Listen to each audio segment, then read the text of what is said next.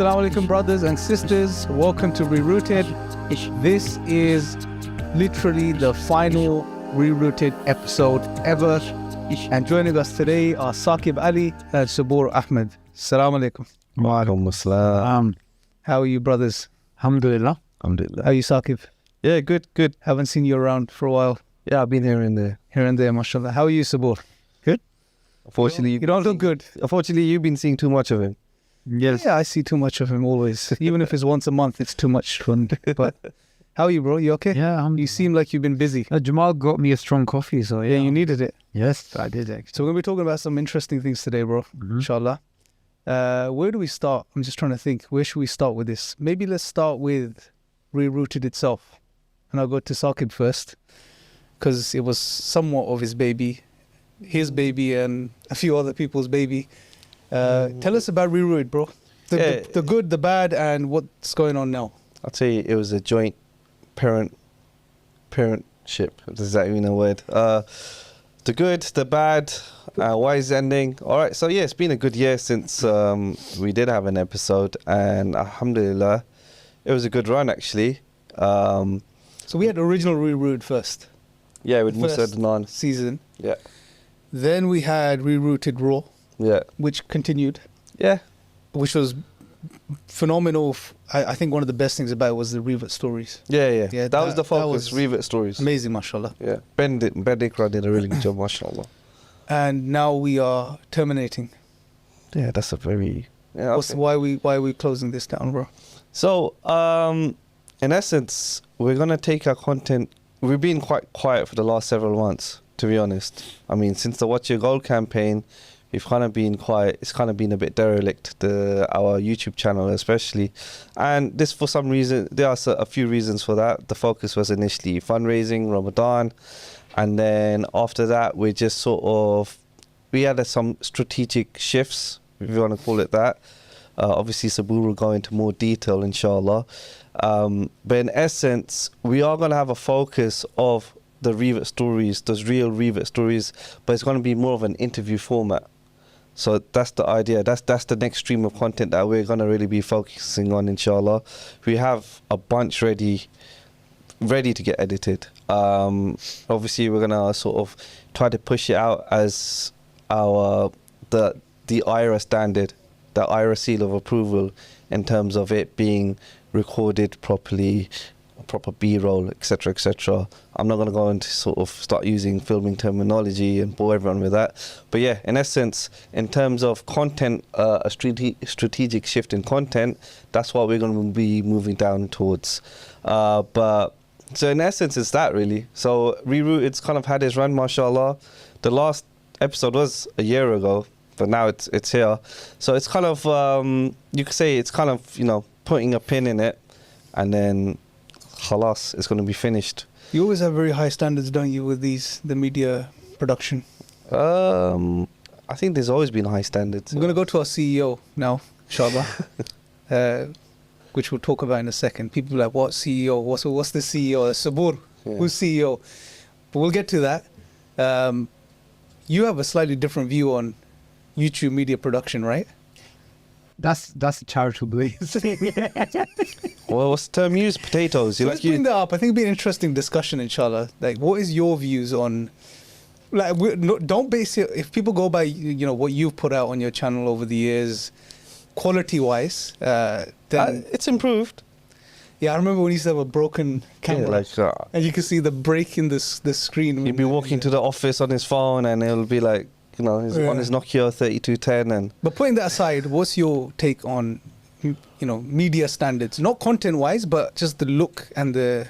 When you're doing individual stuff, so you got the art in different parts of the world, or myself filming, you could be quite liberal with the way that you film and edit and that kind of thing. But when it comes to things you want to produce for iERA's always had that gold standard. It's always had that feel, that crisp, sharp feel. Someone can look at that and say, okay, that's different, that's fresh, that's interesting, that's engaging. That's always been iERA's sort of ethos. So, Rerouted is, different as a podcast because it came as a Dawah podcast, but it came with that professionalism. And, that's one of the reasons in this final episode we want to talk about the change of direction on this podcast. Yep. So that, people that have been following this for, 2-3 years now, Yeah. they can see that this is the new direction that iERA is going to be going in. Actually, the first episode was 2019. Wow. That's 4 years ago. 4 years ago. Moose with Musa, yeah. I was in Musa beginning of 2019. Yeah, so, and obviously, with podcasts and within the sort of Dawah realm we're in, you kind of have your conveyor belt of typical guests as well. And that's one of the issues. There were other sort of Muslim podcasts out there as well who have had similar guests. So it's like rinse and repeat. And that's one of the problems with being in a specific niche, if you want to call it That's that. why I think the new Muslim stories were very powerful. That's why Because you were adding something new Yeah. with the level of finishing. Yeah, the product. Yeah, that podcast feel to it. Yeah, of course. Yeah, no, that was good, mashallah. So new direction. So there have been some changes, obviously. Yeah.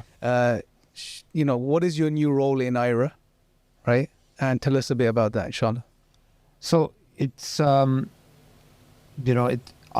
change in direction really came in 2020, and then I was given this role last year. So 2 years into the new change of direction, the change of direction, I'm sure people noticed. It's, we are not focusing on the academic stuff. We're not focusing on the high level debates, the high level discussions, those types of things. We're going back to the bread and butter of Dawah, the grassroots Dawah, the basic Dawah. And that is, in essence, the majority of the Dawah conversations are happening across the world. Majority of the conversations that are happening with your neighbor. They're not happening with a philosopher or a professor.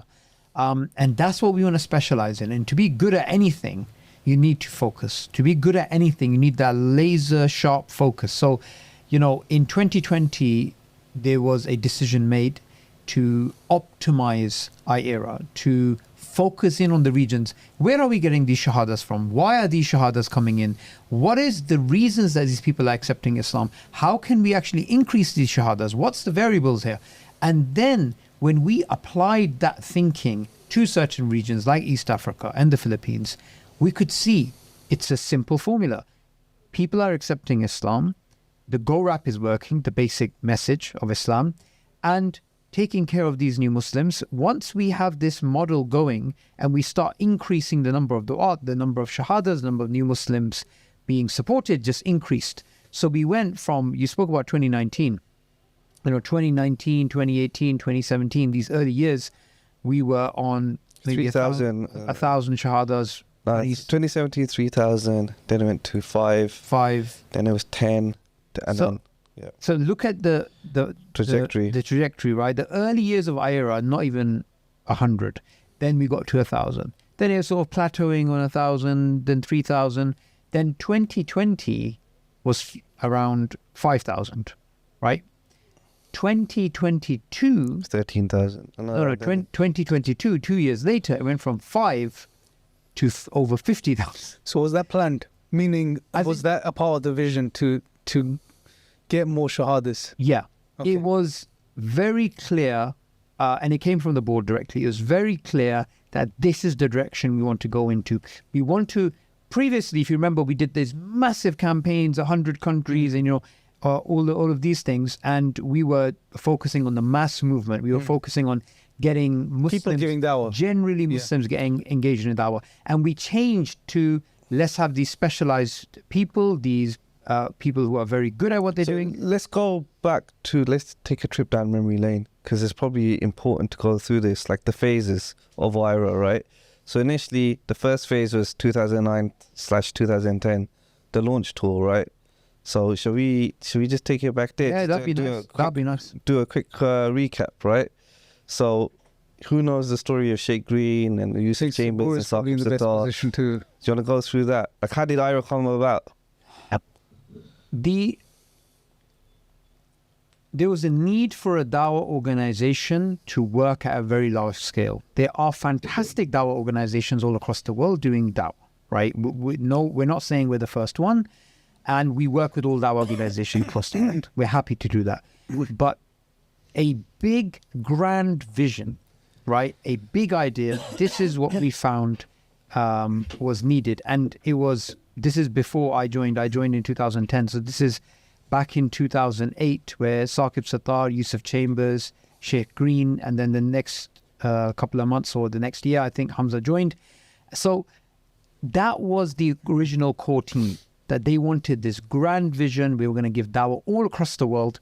So 2010, 2011, 12, 13, we find iERA's doing different things. They are doing grassroots dawah, they are doing intellectual debates, they're doing intellectual talks. And even at that time, I'm sure people thought, these are different areas. I mean, during the inception of iERA, right, the goal rap methodology came about. I think Sheikh Green. No, I think Sheikh Green had the go rap. So the Concept of the go rap before that. The basic idea of the go rap, I believe it was called something foundations, right? So Sheikh Green had the go rap, but it was called something else. And importantly, this idea, sometimes, you know, something can be really important, but it's glossed over, right? I attended, you know, I've attended dawah trainings online, offline, and I can say that the go rap is literally a revolution in thinking. Even today, even now that it's online, you go online, find a dawah course. In fact, even some dawah teams, they've launched their own dawah courses. What's unique about iERA is that they designed a methodology to give dawah, which was grounded in the Sunnah, grounded in the Quran, and it was so incredibly simple, and it bypassed a lot of issues which were hindrances to dawah, right? So that is, I believe, one of the reasons why iERA really took off, because we were ready to go and tell people, what you got to do is, you essentially you have to get to the root of the issue, which is, who decides what is right and wrong? Who decides what is true? And just to get to the central message of Islam, speak about the truthfulness of Islam, Tawheed, the Quran, the Prophet ﷺ, that's it. You get away from everything, because it is a distraction. So that revolutionary thinking was one of the reasons why iERA became very well known. Yeah. All across the world. So then there were, so initially 2011, 2012, they were iERA as an organization, or just delivering all these dawah training courses, right? All across the UK. All across the UK. We found ourselves, yeah. And then from then, 2012 was the Olympics. Yeah. Campaign. Yeah. I think the Olympics could be seen as a point of inflection, because we were always talking about the mass movement, big numbers, galvanizing people in a big way. And there's around 500 people all wearing yellow T-shirts. It's not just a game. It's not just a game. Visually very appealing, clear for everyone to see. Wow, there is something big going So what was the on point of the campaigns? here. The point of the campaigns, I couldn't boil it down to one point. I think it was marketing, it was dawah, it was It's marketing in terms of marketing of galvanizing Muslims to get involved in the to the dawah. importance of dawah. Yeah, okay. Right? We also, in a way, were creating identity, right? So the du'at wearing, you know, the same T-shirts with the same go rap, giving the dawah a very particular. I mean, we could have given people, you know, collared shirts and something different, like Jehovah's Witnesses or whatever. There was a particular thinking behind the color, the design, even the venue, the way it's going to be filmed. It's contemporary, yeah. Yeah, so we wanted, you know, something special. So I think one of the big things that happened at that time were people started organically starting their own teams. They started, I remember in Bahrain they started in India, they started in so many different parts of the world, just started giving dawah. Me and you went to Canada. Austria. Austria. Before going to Canada, I say after going to Canada, went to Austria. The dawah team there, they were inspired by what they saw online. So what's your goal? Is life just a game? Who do you love? Don't shoot the messenger. All these campaigns, they did really well. So that's phase 2 of iERA, right? You could say that's phase 2. And then now we're moving on to phase 3. No, during phase 2, there was another activity we were involved in, which Which is was intellectual the dawah. debates. Yeah, right? yeah. So Lawrence Krauss, Hamza Zotzi. I mean, Lawrence, everybody always goes back to Lawrence Krauss debate, but that was, if you like, the Like the peak. peak of it. Okay. There were debates happening all over the country, Yeah. right? And there was really big, guys that were being debated. Some infamous ones in Ireland and Yeah, absolutely. There were all sorts of these debates and discussions happening, and that's just one that took off, right? I mean, it is respectively is a form of dawah though. Like, just having that stage, having that platform where intellectual du'at are there and present, it is a great form of dawah in it of itself. Yeah. Even though a good chunk of people may not understand it.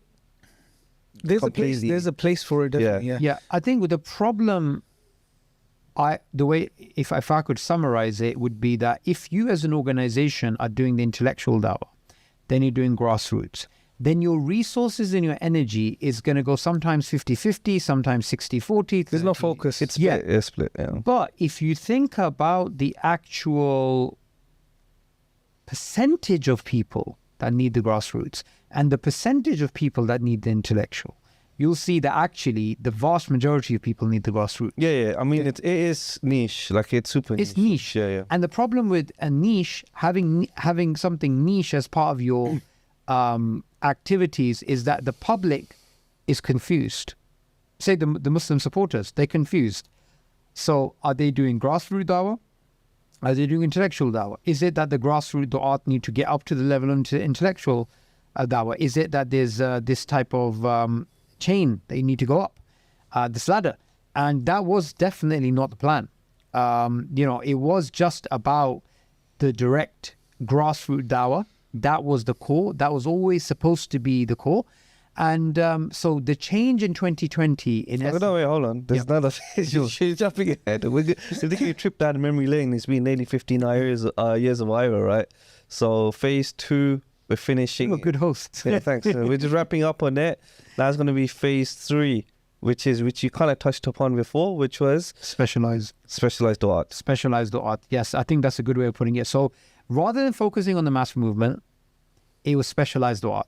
So we stopped doing these big campaigns because it wasn't that the big campaigns couldn't fit our strategy. It's that a big campaign will take up a lot of your time, will take up a lot of your energy, your resource, your focus. You can't do everything, right? So we decided to bring on outreach specialists, people very good at dawah.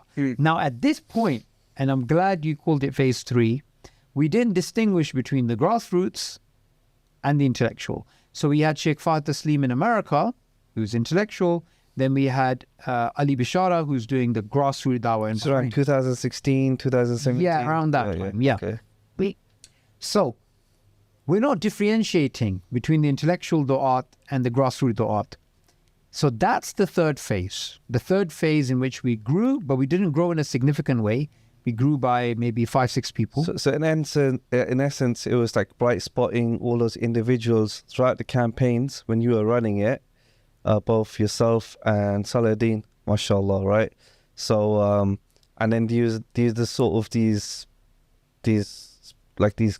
gems, right, who were being unearthed all around the world, be it Honduras with Ayman Hamami, mashallah, or Sheikh Fahad in America. That's right. So that's like, they were the first few hirings, right, from the culmination of these campaigns. Yeah? But what were you looking for? No, that is the way they were. What? They were. They kind of rose to the top from Yeah, the extreme, exactly. yeah?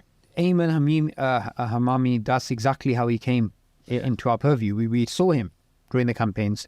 The same with others. But what were you looking for? Like, what was their what was the sort of end goal in mind by which you were deciding, okay, this is the sort of perfect person we're looking for a role? The idea was, rather than training up the masses of the public to get involved in that, But now you're focused.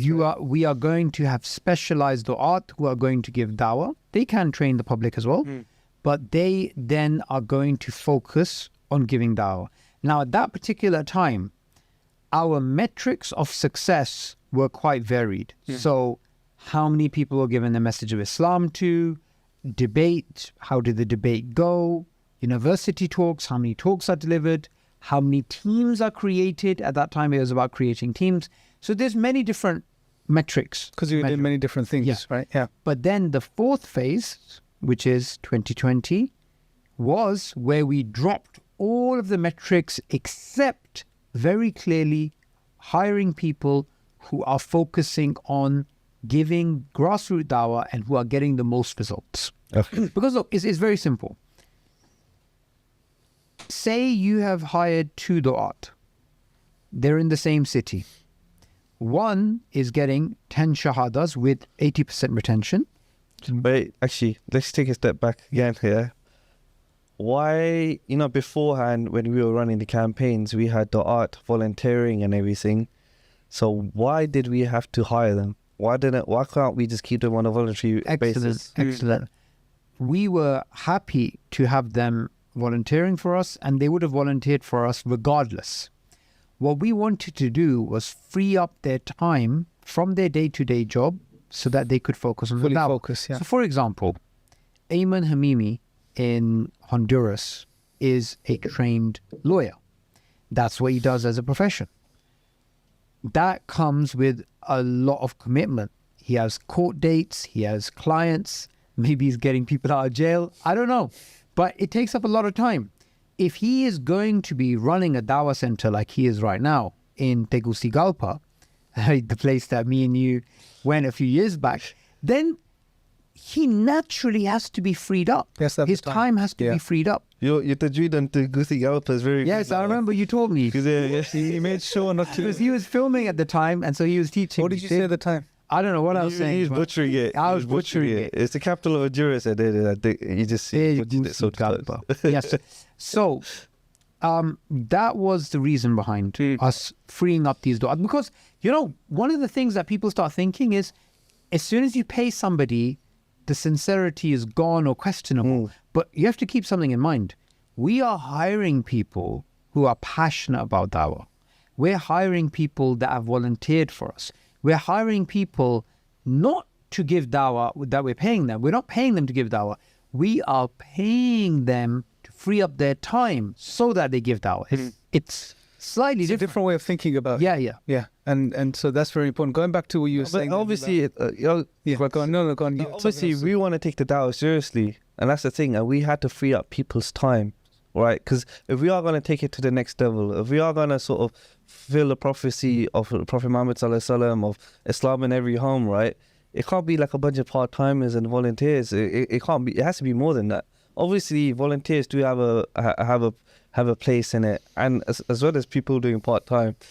we have volunteers still. Like Yeah, exactly. One of the things we focused on is getting more volunteers. So they have an important role to play. But what you guys are saying is important, which is, in any specialization, the specialist needs to be focused and fully committed 100%. Yeah, He can't be distracted by 5 other things. And to make that happen, you have to hire the person, meaning you free up their time so that they're not bogged down with other things and they can focus on this particular task. So, and if we just quickly compare ourselves to other missionary or Christian missionary organizations, right? Let's talk about the numbers. How many missionaries are some So of you these can't compare. organizations?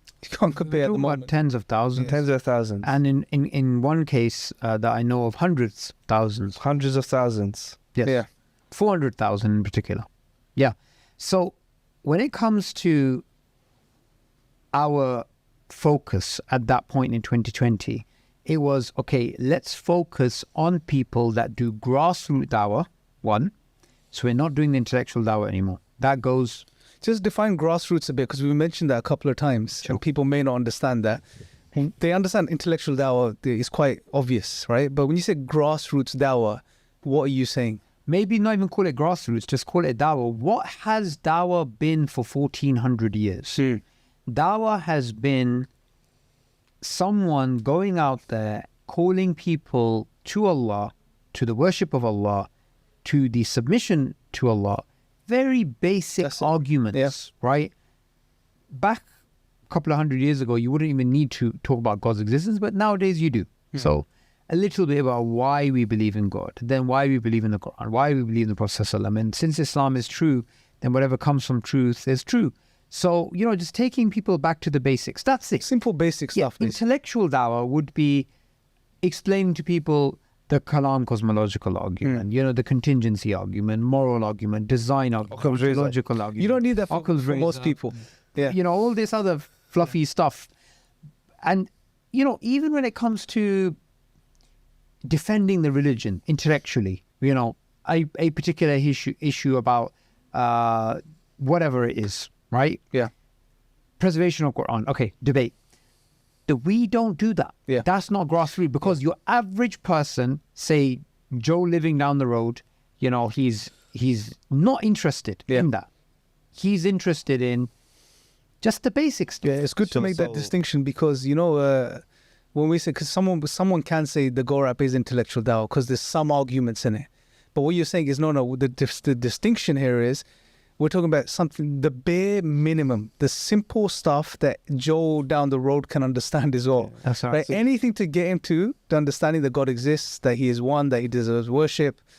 It's just the bare bones, basically. That's what. So from now on, every time you see a Subboor Ahmad video in Speaker's Corner, you're gonna dislike. You're gonna dislike the video, and you're gonna unsubscribe from his channel. No, yeah, with Subboor, you have to remember. I'm not saying he's schizophrenic, but Follow me on Patreon.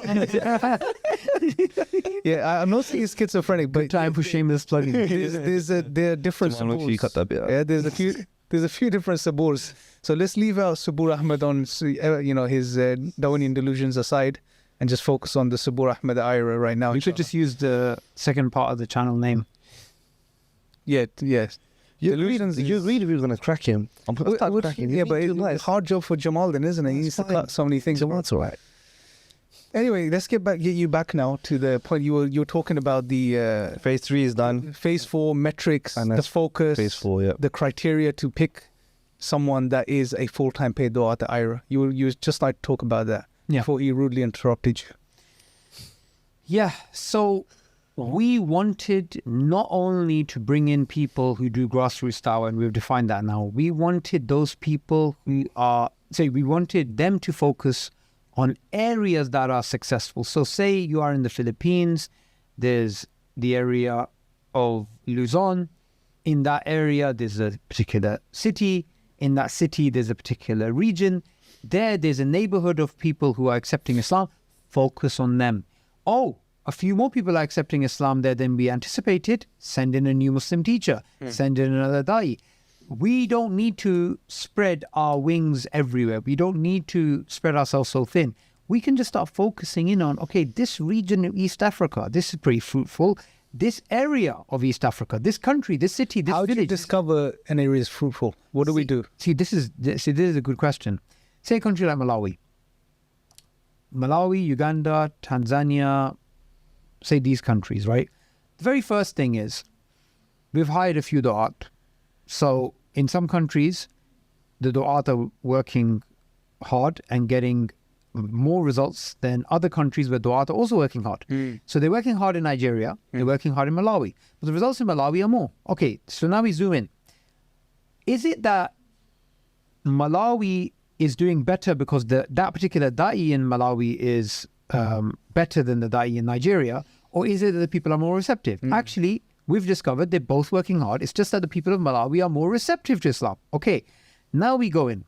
So since they're more receptive to Islam, we're more likely to get shahadas here than if we increased in Nigeria or Ghana, wherever. So then we'll start hiring more people in Malawi. And now when we are working in Malawi, we have different territorial authorities. We have different regions. Some regions have more Muslims than others. And the area, now this is interesting. Now this is where we start doing the analysis part. In London, are people more likely to accept Islam than in Grimsby? Would you say? They're not Just more off the top of your I'm head. saying London is more. I would say they're not more likely in London. I think they're more likely Okay. in London. Let's just say you live in Southall, so we'll ignore your ideas about London, right? Yeah. You just live in a particularly different part. A place you love to visit and be there and message me whenever it's And there. as Saqib said, in areas where there's a lot of Muslims, people are more likely to accept Islam. We've seen this again and again. Okay? So, in certain areas in Malawi, we will find, oh wait, there's people. So I visited a place called Bangwe. So in this area, people are accepting Islam. So what we would do, we would say, okay, So now we know another factor. It's not only Malawi, it's areas in Malawi which are villages, not cities. Because previously our guys used to give dawah in the city. So there's more results in the villages. So there's something about village dawah which you're more likely to get results. Third factor, wherever there are more Muslims, as opposed to all Christians, people are more likely to accept Islam. So if there's a village with 50% Muslims, 50% Christians, there's another village next door with only Christians, we will go to the village which has 50-50. And that also helps new Muslim retention, right? But because of our long, and even it works in the UK, is like Leicester, for example. Yes, Leicester. We've seen that there's a lot more shahadas that take place there because the non-Muslims have grown up with Muslims. So they're aware of Islam already. They've interacted with Muslims, and that really helps them, come to Islam. Already warmed up for next. Let me ask you a question. Let me put you on the spot, because maybe someone's got these questions. It's good to talk about this. Someone will say, okay, I've seen your strategy and I've seen how you're working this, but what about these other areas? Don't these other people deserve dawah as well? Because they're not converting as readily as in another place. Excellent question. What would you say to that? Excellent question. And this is in fact a question which has been put to us. And the answer to that is everybody does. And eventually everyone will, inshallah. However, if you have limited resources, in the very beginning, the genesis, the embryological stages of your dawah, you have to use your resources in the most effective way. Yes. When iERA, say 2071, I say 2071 because 1071 is a very important Islamic date in history. So say 1,000 years after that, 2071, we have a couple of 100,000 du'at. Couple of 100,000 du'at, inshallah, right? Why wouldn't we be in areas of the world where people are way less likely to accept Islam, and we are growing in those areas, right? We could be in a really hostile area, people who are really unlikely to become Muslim, and people very stern against Islam. We could be growing in those areas. So we will get there, inshallah. But in the beginning, when you have very limited resources, then you should focus in on the areas where you're getting most results. Now, when the Prophet ﷺ was giving dawah, he was giving dawah in Makkah. For how many years? Decade, I think, isn't it? Over a decade. Yeah. Okay. What were the results like? Well, the poor and the not well-to-do accepted, and the rich and elite didn't accept. Generally. Yeah. Okay. When he went to Taif, what happened? He was rejected. Yeah. What was the reception like in Medina?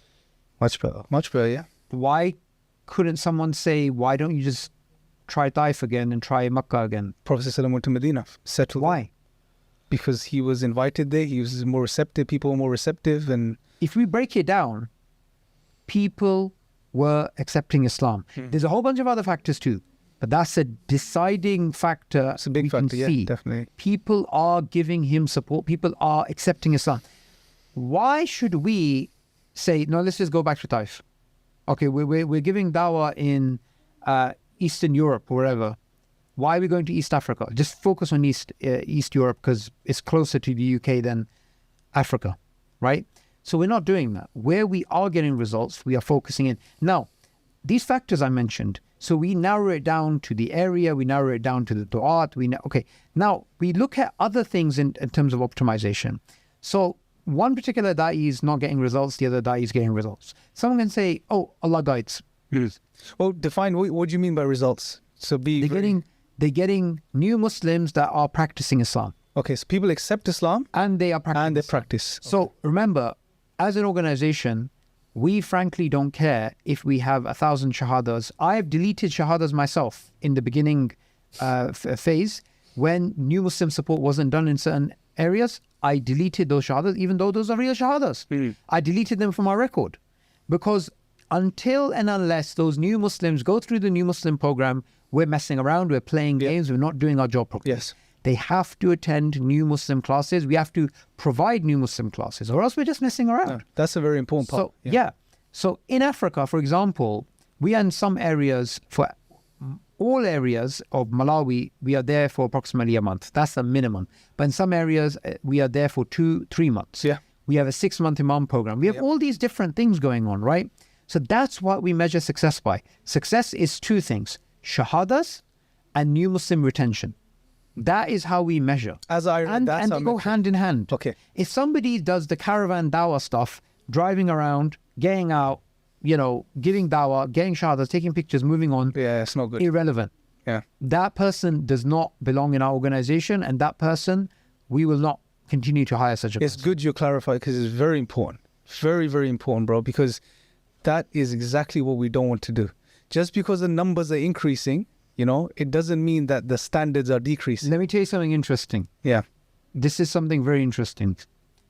We have around 100 something people in Malawi. I don't know the number exactly, 170 or whatever. Do you know that the majority of the time, the du'at are actually teaching new Muslims? They go to a village, and the standard process is they go to a village and they give dawah for 3 days. 1, 2, 3. Third day, they say, who wants to accept Islam? People accept Islam. Yeah. The next day, immediately, they start new Muslim classes.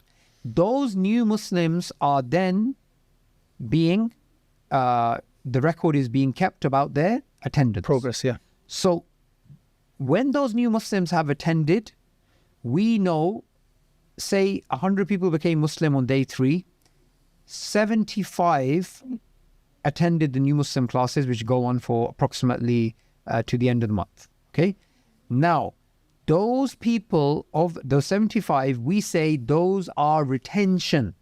Even though the 25 that didn't attend, it could be they're still Muslim. We're not saying they're not Muslim, but we are so strict. We say, okay, the ones who attended, we call that retention. Good. Anybody who attended new Muslim classes, retention. Now, we as an organization have a target which has been given to us by our board, which is 80% retention. Now, we would love 100% retention. It just doesn't happen in the real world. But Yeah. it's a realistic target, Yeah. minimum 80%. Do you know what is the retention of new Muslims in the UK? It's less than 50, isn't it? It's very low. Yeah, it's low. A Yeah. lot of new Muslims leave Islam, no support. So we don't do that. Okay. So this last phase is where we got du'at who focus in on dawah. We got the example I was giving before was about the 2 du'at that get 2 different results. One's getting shahadah, one's not getting shahadah in the same area. Now someone can turn around and say, Wait, so slow down. Yeah. Just so we're not rushing. Let's paint the picture, yeah? Because you already sped up. I don't know if it's a coffee getting to you. I don't know. So it's there's, Jamal's coffee. there's 2 du'at you're saying now. Now it's I not, don't know where you're putting it. it's not about the area now, right? You're not saying Malawi compared to somewhere else. 2 du'at in the same area. Yeah. Okay, continue. One of them is getting every month 10 people accepting Islam, 7 are attending new Muslim classes. Okay. One da'i is getting 5 people accepting Islam and 1 person attending a new Muslim class. His new Muslim retention is low and his shahadas are low. Now, if his shahadas were lower but his new Muslim retention was higher, then we have a case of, okay, he's doing better than the other. Okay. Is this assuming both of them are equally as good at giving dawah? See, this is the point. Then we would pin it down to why is this guy getting more shahadas than the other? Because one thing that is used, which is true, but it's used in the wrong context, is Allah guides. Yeah. Of course Allah guides, but Allah also allows you to digest water. Allah is the one who provides for you your income. You don't say, I'm not going to go for the best job. I'm not going to go to fix up my CV. Allah provides risk. You tie your camel every day. Why am I You tie going your camel, yeah. to do up my CV, right?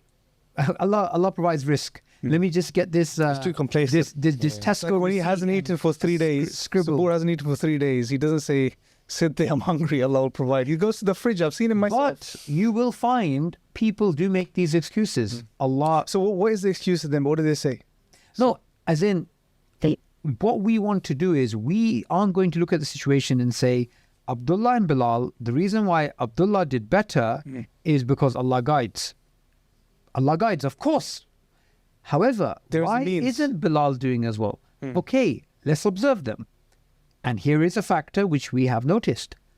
The confidence of the da'i makes a huge difference. So if you have a da'i who's talking with confidence and passion and energy and drive and he has this thing, people are looking at it and they're like, wow, this guy is really convinced, right? And he's talking to us. And the other guy is giving a khutbah like he's got the, his khutbah is the, not khutbah, his bayan is like the It's a cure for insomnia. That's what it says, isn't it? Beautiful. Cure for insomnia. Beautiful. You've been a good student. So you would think He used to refer to Slaudin as the cure for insomnia. he needs The new Muslim class. No, that was training new No, it's the new. No, it's anyway. That's a he needs training. yeah. We'll say he needs training. So that's what we want to do. Now, we increased from having 5-6 people to having around 300 something, whatever it is we have. I don't know, 400. The Duat. In, Duat, yeah. In All across the world. Our staff and Duat and everybody. yes, right? it's 400. It fluctuates. Okay. 400 or something. So we're going to increase, inshallah, this year. So, by Including volunteers, it's 1,000 with the online volunteers, more than 1,000, right? Yeah. Now, what we wanted to do was, okay, so this one factor, having a da'i who is also a new Muslim teacher. Remember, our du'at are new Muslim teachers. I also want to say something very important here. I remember back in the day, and so do you, Imran, right? People would message us and say, Subboor, Imran, this girl took Shahada, like, iERA, here you go, boom. They just throw us these details. What would we do? You ring a person, right? And they're like, did I take Shahada? What are you talking about? Where do you get my number from? Like, when du'at know they don't need to do new Muslim follow-up, they're more likely to take confetti shahadas. They're more likely to take fake shahadas. By fake, I don't mean they're deliberately lying. I mean they haven't done their job properly. Yes. When the da'i knows, I am going to be judged not by my shahada number alone. I'm going to be judged by how many of those new Muslims are attending new Muslim classes. They're more likely to give dawah properly. Okay? Or else we're going to get the caravan dawah, which we've seen in Africa, which we've seen in other places, in Latin America too. Somebody comes along and sacrifices a goat, feeds people, says, take your Shahada Islam. They don't know what they're saying. Pictures, gone. We don't do anything like that. We do serious dawah. And the du'at are taken to account. So, you took 70 Shahadas in this village. Where are your new Muslims? I've had conversations, tough conversations with people, directly myself when I'm on the ground. Why weren't these new Muslims supported? What's going on? So, as an organization, we take dawah seriously. Because we take dawah seriously, we take new Muslims seriously, because the new Muslims are the du'at. In Africa, we've seen this. George, that we met. George, 80-year-old, accepted Islam. Malawi, where was it? Uganda? Uganda. Accepted Islam. He gave land for a mosque to be built. And he gave dawah to people in his family. So, well, they used to do that as a non-Muslim. Even as a non-Muslim, he donated his land to his to his community, because he was like a leader. So that's why we take these things seriously. So when iERA went through this new direction, that's when we started seeing huge numbers of people accepting Islam. And if you go on to our YouTube channel, me and Saqib were in Uganda last year. We actually documented what is going on with these new Muslims. Because, I'll tell you something. Somebody said, there are a few people who say things like this, something to the effect of, I hope these numbers are real, or, just like a bit, people just, some people. Oh yeah, that was a Facebook comment. Yeah. I saw that, Some people are a bit negative about numbers. Yeah. The fact is this: every single thing that we do with the mindset of new Muslims first. For example, we don't even choose areas where we know new Muslims support after the dawah will be difficult. For example, there's certain areas in Africa where the villages are the houses in the villages are very far from each other. One house here, one house all the way over there, and it's very difficult to bring people together. We don't want to work in those areas. We want to work in the areas where people are more likely to be gathered together, clustered together, and areas that we can access. So, for example, we can go from our center in Blantyre. We can go from our center in Blantyre, the office in Blantyre, to a village in one of the areas. If we wanted, we could go to a very remote region and give people dawah, where we cannot monitor because it's so remote. You have to trek there. We don't do that. We don't. And the only reason we don't currently is, like you said, is because We the can't resource monitor. plus the resources are limited. Like if you had enough resources, like we said, everyone deserves a message. No, but that's a different point, Yeah. because even if we had the resources, Yeah. right, we had people accepting Islam in large numbers. Because we can't monitor and provide long-term new Muslim support. Because remember, our new Muslim support, and I put up a video on my channel 2 days ago or yesterday, and that video goes over one area of Malawi and how that's receiving long-term new Muslim support. And that's happening all over Malawi, right? Because what we want is this. We want somebody to turn around and say, weren't you in this region in Blantyre 3 years ago? I saw some Facebook post that you were in this area. We want them to be able to go to that village and we can show them, here's the Imam that did the 6-month new Muslim program from the village. Here are the people who accepted Islam from the village. Here is the Dawah committee made up of all the new Muslims that we create before we left behind. Here is the new Muslim support officer that roams the region and takes care of many, many villages. Here are the other organizations which have got involved to support these new Muslims. We want an entire life cycle for these new Muslims. And I'll be honest with you guys. If iERA only focused on shahadas and did not provide new Muslim support, more than 90% of our time of the du'at in Africa would be freed up because they wouldn't have to teach new Muslims. So they would go from one village to another and they would get shahadas. Oh, the numbers will go up. The numbers would go up by, I just want you to think of this. Yeah. If currently in a place like Malawi, we're getting, I don't know the latest stats because they keep fluctuating, but say 3,000 a month. In Malawi, we have 150 something du'at. If we free up 90% of their time, which is teaching new Muslims the basics of Islam,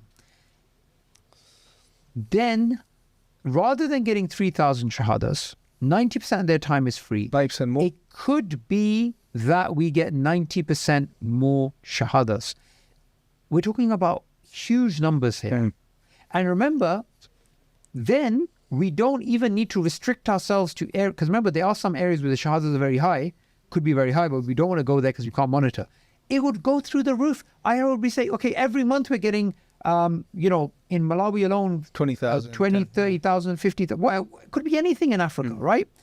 Because there's certain regions which are really right. Same thing with Philippines. There were mass shahadas coming through, but the new Muslim support we could not provide because of the geography. The geography of the Philippines was very difficult. So that's why we're now focusing on the. Jamal was with me, and he saw to get to one community, we had to go over a lake, right, on a boat, and then get onto motorcycles and go through a volcanic alley, valley to get to this remote region. It was like literally the end of the earth. Right? It felt like that. So we always do things according to new Muslim. This is very important. Focus. Yeah. Now look at this, right?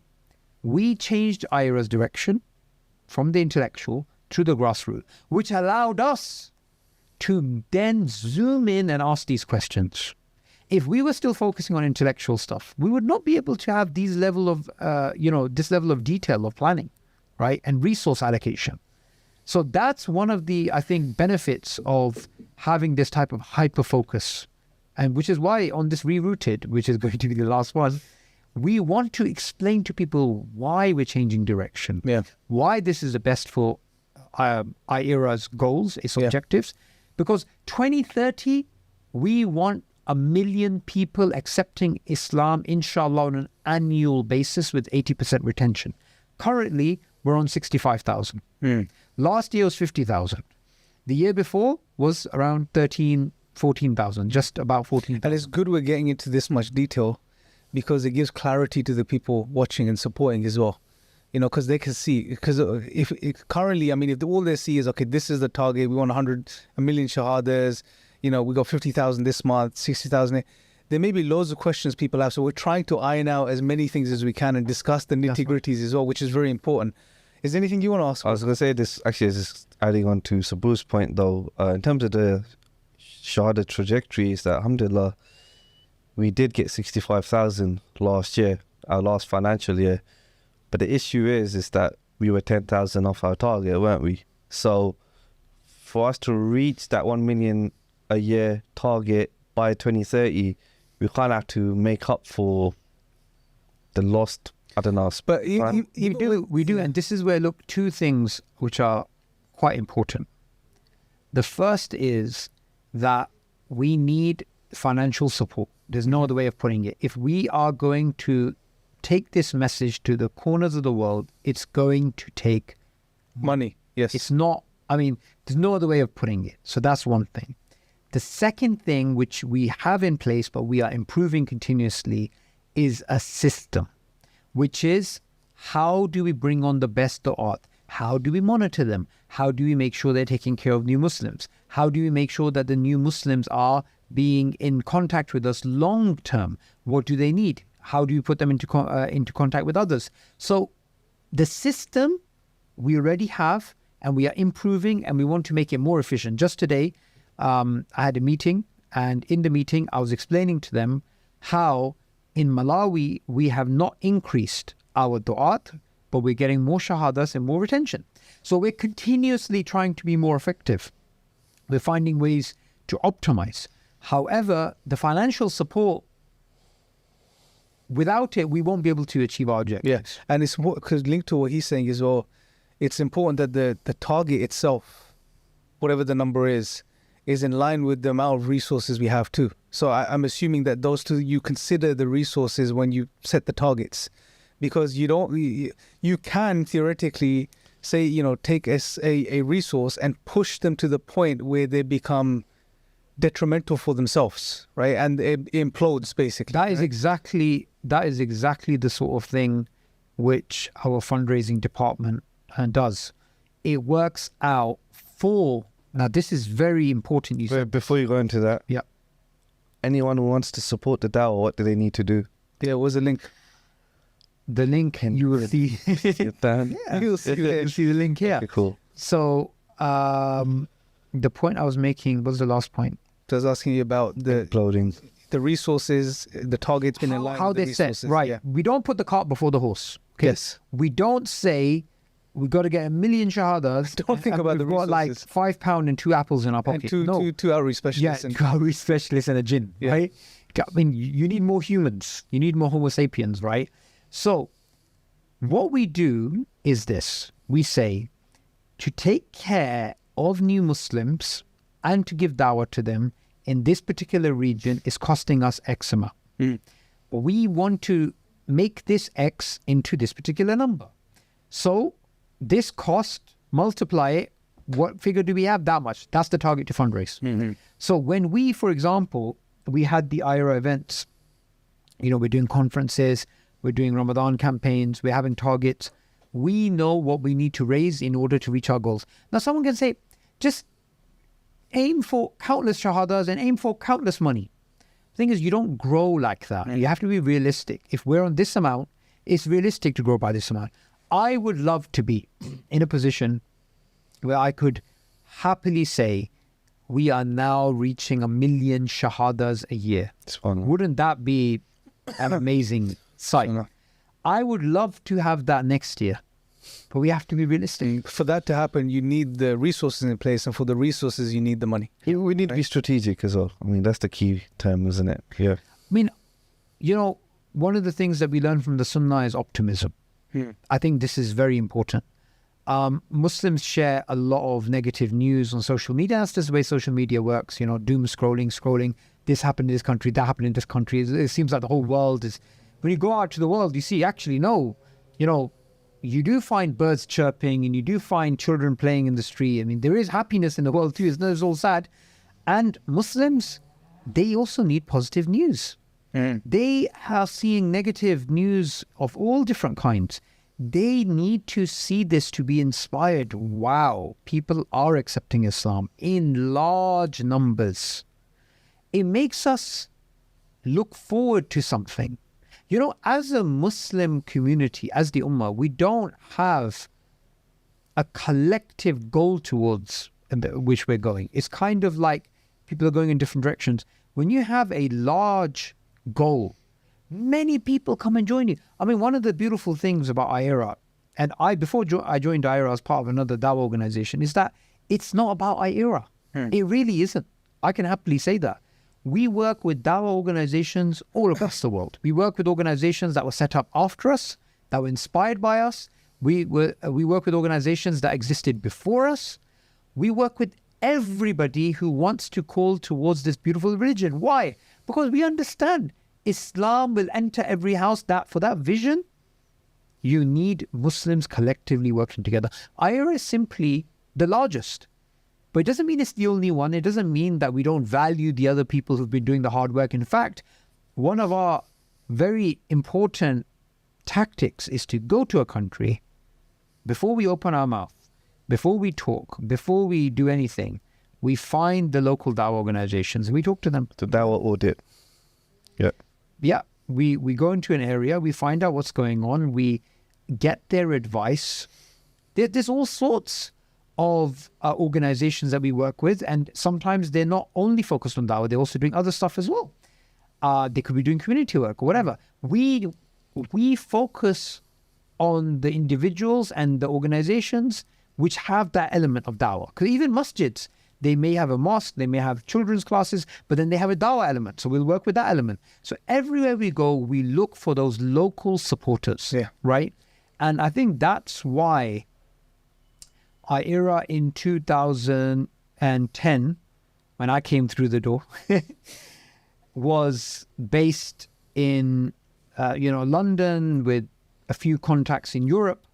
And within 13 years, I have seen it grow all across the world because the people in this organization are practical people.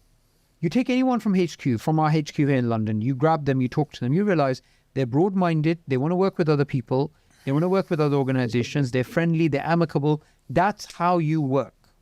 You're not including Imran a part of the They're obviously not, innit? I think it's Southall, you grow up in Southall, you have a particular mindset, there's a particular culture developed. He missed out on that. That's why he goes back there every weekend, man. And he calls me, I'm here. And then he blanks me. Come see me. And then he blanks me. Be in your own way, man. Do your own thing. Learn the ropes yourself. Anyway. So, but look, we are in, you said you call it the 2030 vision.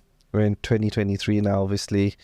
And this is so are you saying the phase 4 is still a continuation of it? Or is it more, are we moving into a phase 5 territory? What would you call it? I would say those were particular points in iERA's history.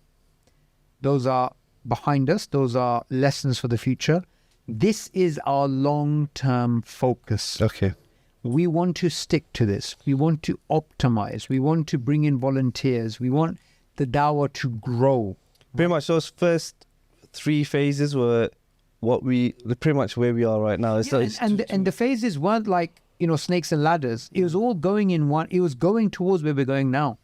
We could see things were chiseling away to get to the sculpture that we are now. Lessons learned, best practices, etc., etc. Yeah. And now we're like that sort of well-oiled machine, alhamdulillah. Yeah, lean. Because when you have focus, you're lean.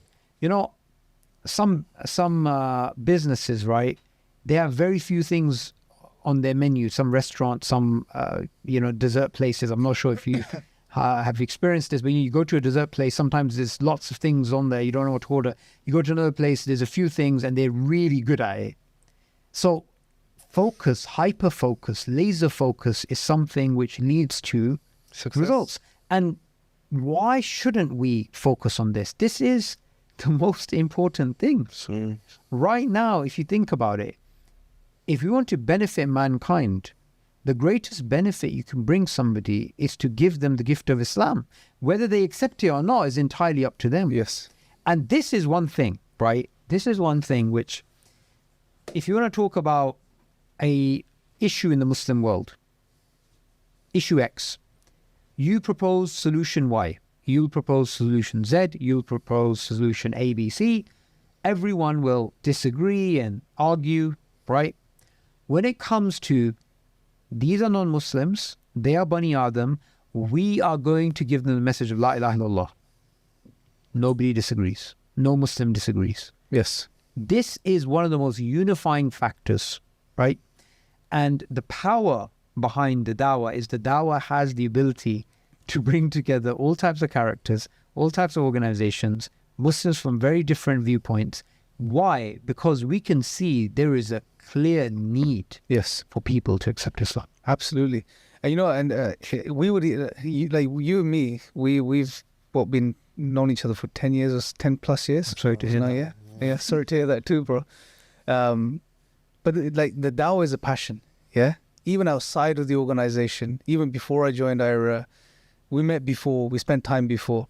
The Dawah is a passion, right? And we encourage everyone, even people watching right now, right? Obviously support this work that we're doing, but do the Dawah yourself as well, right? It's something everyone needs to engage in, right? Everyone needs to do. And the best examples for us were the prophets. They all gave Dawah. They were the best of people and had the best of roles. And their fundamental role was to call humanity back to their creator. That's why they were messengers and prophets. So invite people, share the message of Islam, right? Talk to anyone. And like as iERA, we have a like you said, we've been discussing the focus the past hour. We have a clear vision, a clear focus. We're an organization.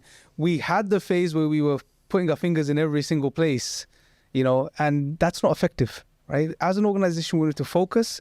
Now we've got our focus, we're focusing in, but the average person out there, you should still give Dawah, you know, in your own capacity, in your own locality, speak to whoever you want. And iERA encourages. absolutely. And this is when we still do Dawah training courses. Yeah. You know, many of the Dawah training courses attendees, they don't join us.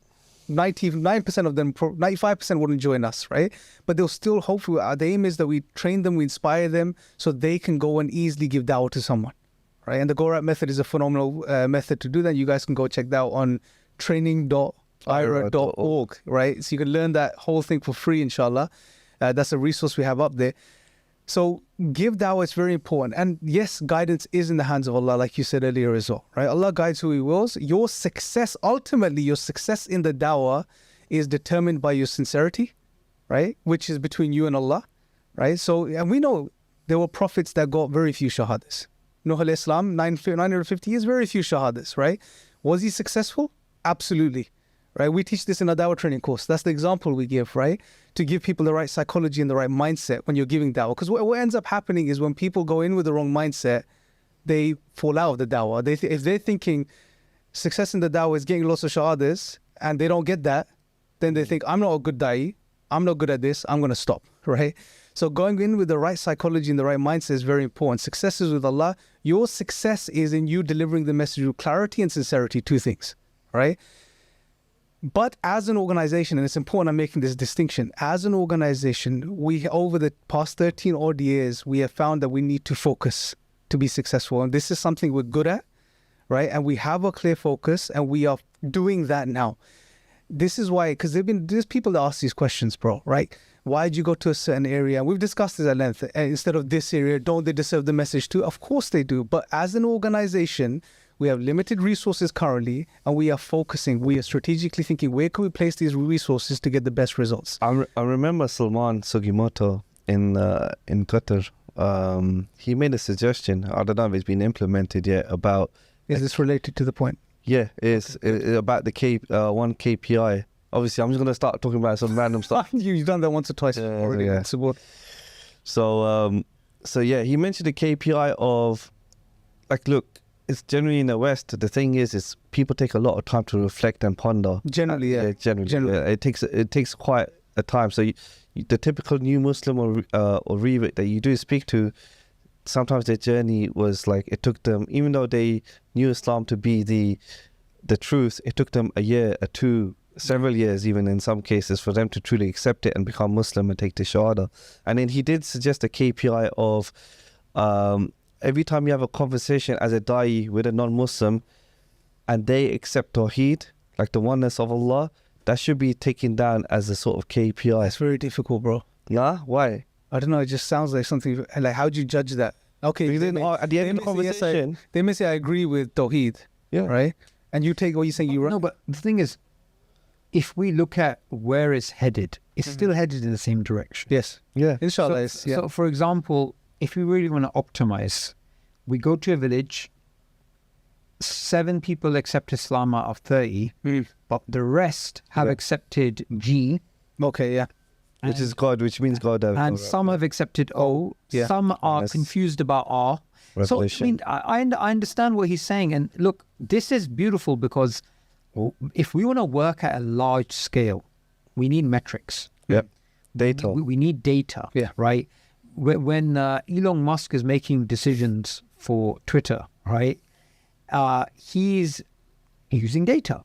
So is Zuckerberg. So is, what's that, Bezos guy, right? Who's your inspiration as a CEO? The question came to mind. Vince McMahon. You must have an inspiration. Mick Foley. No. Vince McMahon is the CEO. No, but genuinely, who is your inspiration? You must have someone that you I have honestly not thought about that. Seriously, It's you haven't even Vince. thought about being a CEO, right? I've honestly not. They call me off guard there. One thing I find hard to believe is that I'm the CEO because I came in as a volunteer, and iERA, I remember Saqib, Sattar, Sheikh Green, Yusuf Chambers in the early days, 2010, 2011. When I said something to them, I'm being absolutely honest with you guys, they took it seriously. And they took it seriously if someone else said something. Because I think one of the blessings of being in an organization like this is that the founders of this organization listen to people. That makes a difference. It really does make a difference because you will not progress if the people, I don't like you saying the word bottom, right? But people are right in the grassroots, right at the bottom. If they do not have a voice to speak to the people who make the decisions and they have no input, you will not have a successful Dawah organization. So from the very beginning, that was there. And I think that, you said what inspires me, that way of thinking inspires me. Listening. Just listening, just having the ability to listen. There are sometimes fantastic ideas in the Dawah. In fact, even The Man in the Red Underpants as a book, that was suggested, the whole concept of it came up, did a Dawah training course, someone came up with the example and the Sheikh took that. So I think that's what's really inspiring, right? Really, really inspiring. I would hope, by 2071, when we're all gone, right? Maybe Saqib's a really old man by then, the rest of us are gone. He's Inshallah. Like Futurama, just ahead. Brain in In the back of the day, I hope people listen to this. I hope people really do listen to this because I think this is one of the most powerful things you can have as a culture, where everybody say is valued. It's actually valued. And I would add even Johnny Muller. For those of you who know, put his picture up somewhere. our distribution guy, right? Put his So, picture up. like, Come on, get his picture up. So let's put it to the test, yeah? I've got this great idea. You can't laugh at me now, yeah? What if we get all our art, yeah, to become shepherds? Fantastic idea. Do you like Where that? did you think of that? No, I'm just like, I think the podcast is getting made long, so Saqib. I know. By the way, Changed. that's a good joke to end on. It is actually a good joke to end So I think one of the things we should end on, bro, is we've announced that you're the CEO, mashallah, now for iERA going forward. You took a while to announce that. We're not going to get into why. We'll ask you why. You are the CEO. There's people watching that support iERA. There's people watching that have supported your work generally, even outside and before you became CEO. What is your pledge to the people? What do you want to say to them? I want to put That's you on the really spot. sticking it on me. Yeah. Of course, you're CEO now. You're a responsible guy, bro. Bismillah. You share the vision, but what do you pledge? What are you saying to them? yeah, how are we going to fulfill that vision? There are many pledges that can be made when it comes to the Dawah. The pledge that I would like to make is that, inshallah, by the permission of Allah, we are going to think big, we're going to be positive, and we're not going to stop until we reach our goals, inshallah. Perfect. Anything else you want to add, bro? That's enough. It's a bit dramatic, so I want to sort of lighten it. That's before we good, end the that's show. good. Go back to the goat example. The goat, shepherd. Is it a shepherd? Shepherd with goats. With As opposed to shepherd with cats. We've sheep. We've Usually officially announced usually you this. As associate a shepherd with sheep. Not There you go, you goats. go back. we've announced this as the last episode. Yeah. But I'm sure people are watching, they're going to be thinking, yeah, okay, this is just getting started. You know, it's phase 5. You know, is there going to be a new show? We can't, obviously, we don't know. But what do you guys think? Should there be something else? Ask the people in the comments, what do you want? Yeah. What do you want to hear? Ask them. Do you want like a regular Dawah update, iERA update show? Do you want Q&A? Do you want just to see Subboor sitting there in front of the camera, you know, combing his beard? What do you guys want? Let us know, inshallah. Yeah, let's do that. All right. People power. Okay, so we are going to auction the rerouted logo, this nice neon sign, mashallah. We're going to have our HQ team members sign it. We won't be able to fit all the 460 signatures of our art on there, unfortunately.